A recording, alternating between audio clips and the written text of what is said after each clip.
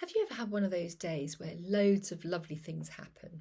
Maybe someone smiles at you in a queue in a supermarket, or a friend sends you a kind message, or your child gives you a lovely hug, or work goes really well, or you've enjoyed a really gorgeous walk. But then one person makes a critical comment, or someone looks at you in a way that you weren't expecting, and somehow that one thing keeps going over and over and over in your brain. Why is it that compliments seem to disappear so quickly, yet criticisms can stay with us for years?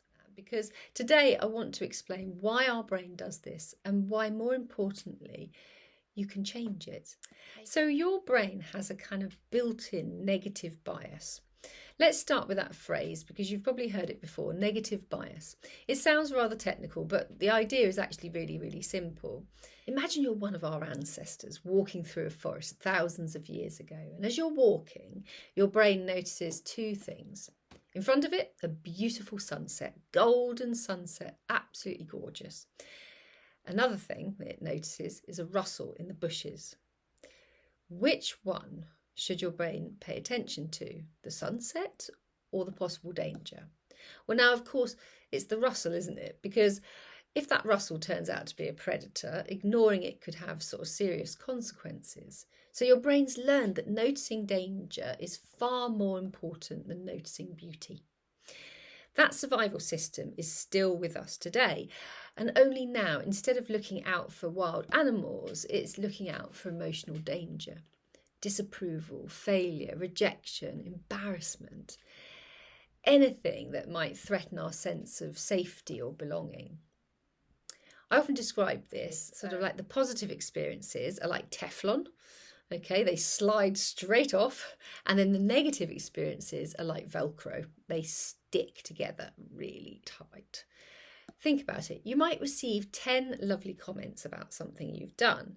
Then one person says, well, I'm not actually sure I agree with that. And guess which comment your brain wants to think about all evening?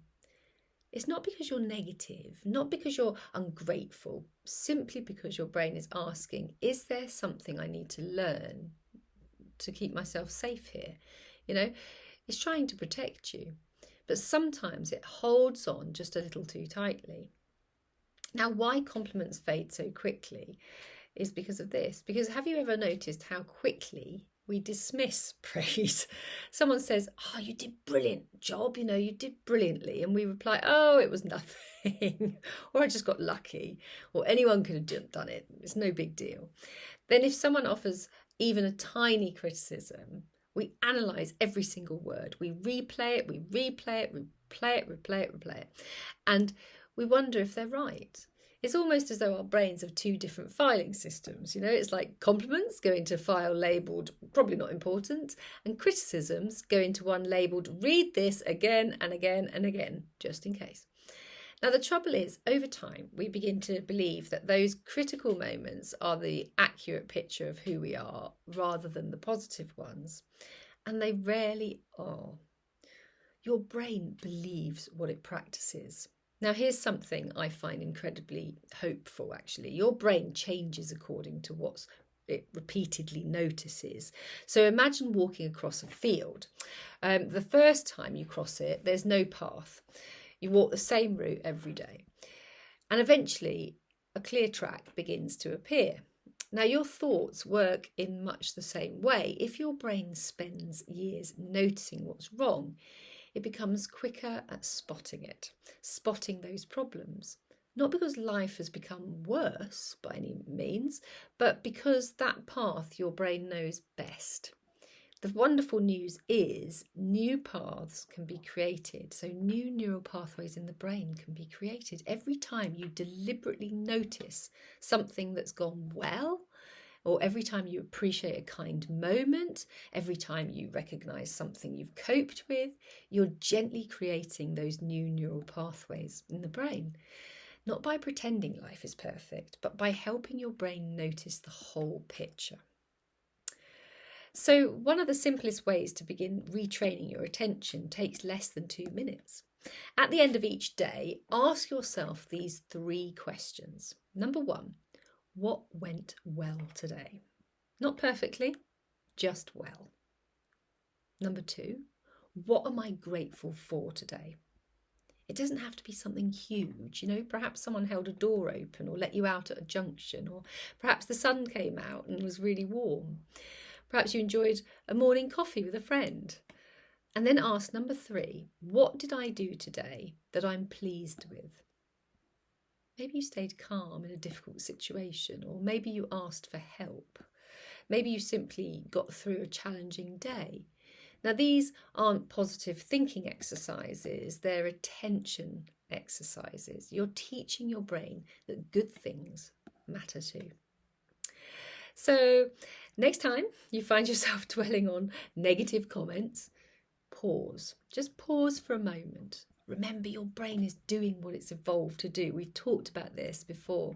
It's scanning for danger, trying to keep you safe. That doesn't mean that criticism is more important than kindness that you've received that day. It just simply means that your brain has noticed it more quickly.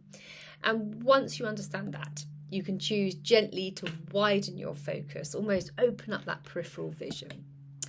So if there's one thing I'd love you to remember from today's video, it's this: your brain isn't a fair reporter, it's a protective reporter, okay? So it naturally notices what might go wrong before it notices what's going right. The good news is that our brains are wonderfully adaptable as well. So every time you pause to notice something positive or appreciate a moment of beauty or recognise something that you've done well, you are helping yourself to build a really strong, balanced view of the world. So not by ignoring life's challenges, of course, but by remembering that they're only part of the story. Thank you so much for watching. If you've enjoyed this video and you'd like to learn more about how your brain works in simple, practical ways, I'd love you to subscribe to my channel. And in the comments below, I'd love to hear from you as well. What's one good thing that's happened to you today? Let's help each other. Let's help each other notice the moments our brains so often overlook. So until next time, take good care of yourself and take good care of your brain.